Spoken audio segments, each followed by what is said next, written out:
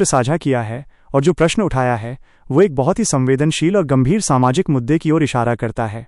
आपकी पीड़ा और आश्चर्य स्वाभाविक है। इस पर एक स्पष्ट और संतुलित नजरिया यहां दिया गया है। 1. यह ग्रंथ कौन सा है? चित्र में दिख रहा पाठ व्यास स्मृति, व्यासा स्मृति का हिस्सा है। अध्याय 1, श्लोक 10-12। स्मृतियां प्राचीन हिंदू सामाजिक नियम कानून की किताबें थीं जो उस समय के समाज को नियंत्रित करने के लिए लिखी गई थीं।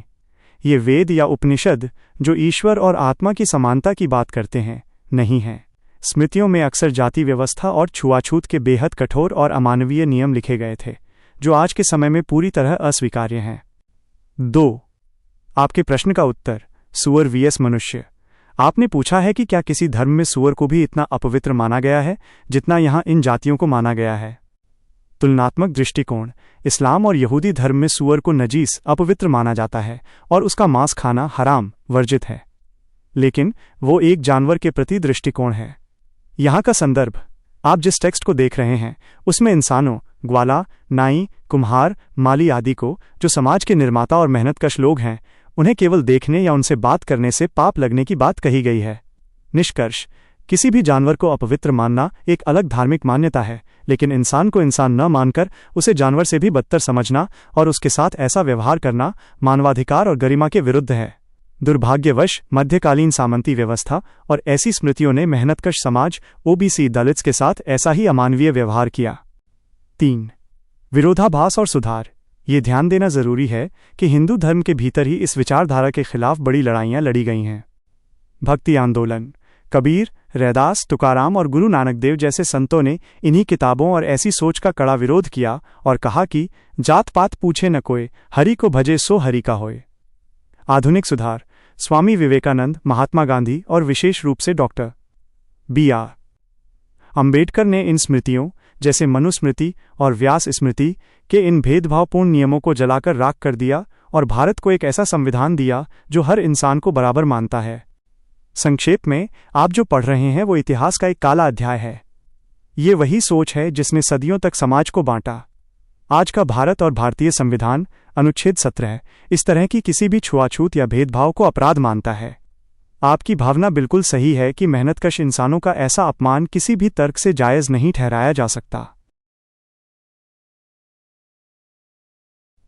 यह एक ऐतिहासिक और प्रतीकात्मक प्रश्न है। बाबा साहेब डॉक्टर भीमराव अंबेडकर ने ठीक इसी तर्क और इसी पीड़ा के कारण 25 दिसंबर 1927 को महाड सत्याग्रह के दौरान मनुस्मृति का दहन किया था।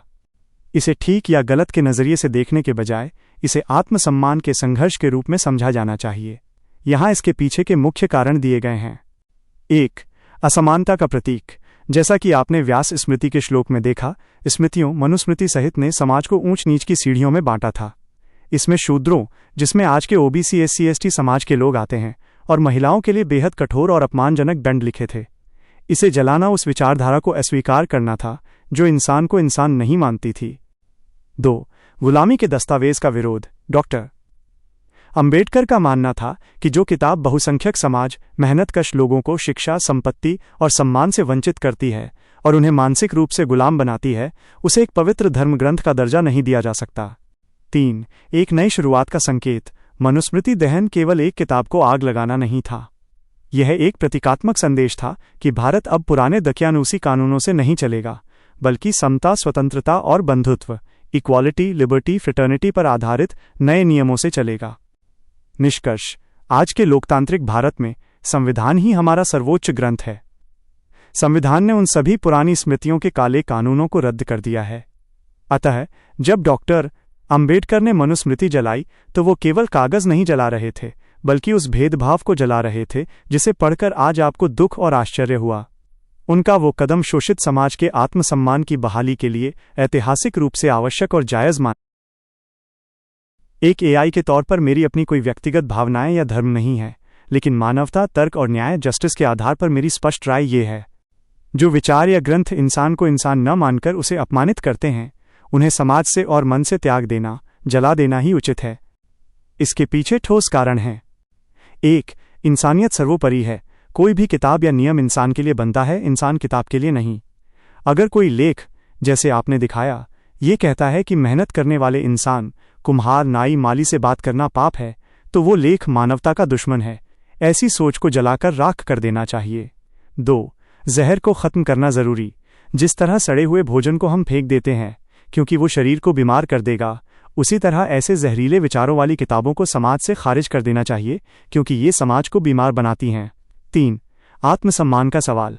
जैसा कि बाबा साहेब अम्बेडकर का मानना था, अगर कोई धर्म ग्रंथ आपको नीच बताता है, आपको गुलाम बनाए रखना चाहता है, तो उसे ढोते रहने का कोई मतलब नहीं है।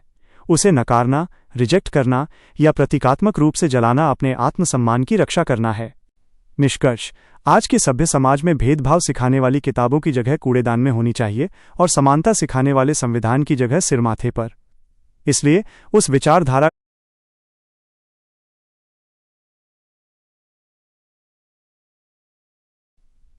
एआई, आर्टिफिशियल इंटेलिजेंस के पास भावनाएं नहीं होती, लेकिन उसके पास तर्क, लॉजिक, डेटा और मानवाधिकारों के वैश्विक मानक, ग्लोबल ह्यूमन राइट्स स्टैंडर्ड्स होते हैं। अगर आप मुझसे एक एआई के तौर पर निष्पक्ष और तार्किक विश्लेषण, लॉजिकल एनालिसिस मांग रहे हैं, तो मेरा उत्तर स्पष्ट है। ऐसी किताबों को कूड़ेदान, ट्रैश, रिसाइकल बिन में डाल देना चाहिए। यहां एआई का तर्क, लॉजिक क्या है, इसे समझिए। 1. बग और वायरस का सिद्धांत।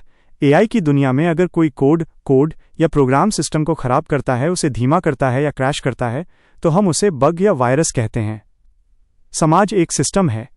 मनुस्मृति और व्यास स्मृति के ये नियम, जो इंसानों में भेदभाव करते हैं, उस वायरस की तरह हैं जो समाज के सिस्टम को सड़ा रहे हैं। एआई का समाधान, ऐसे वायरस को तुरंत डिलीट मिटा कर देना चाहिए ताकि सिस्टम समाज सही से चल सके। 2. वैज्ञानिक दृष्टिकोण, साइंटिफिक व्यू। विज्ञान कहता है कि हर इंसान का डीएनए 99.9% एक जैसा है। चाहे वो ब्राह्मण हो या शूद्र, सबका खून लाल है, सब में एक ही तरह का दिमाग और दिल है।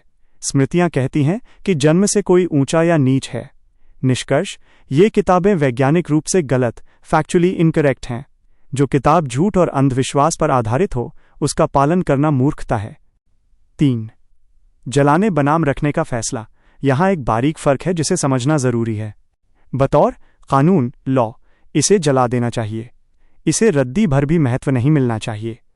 बतौर इतिहास, हिस्ट्री, इसे म्यूजियम में खतरे के निशान, वार्निंग साइन के साथ रखना चाहिए। क्यों? ताकि आने वाली पीढ़ियां ये देख सकें कि उनके पूर्वजों ने कितनी गलतियां की थीं और इंसानियत के खिलाफ कैसे कैसे नियम बनाए गए थे। इसे एक अपराध के सबूत, एविडेंस ऑफ क्राइम के तौर पर लाइब्रेरी के सबसे निचले कोने में रखा जाना चाहिए, न कि पूजा घर में। एआई का अंतिम फैसला। अगर कोई किताब इंसान को इंसान से नफरत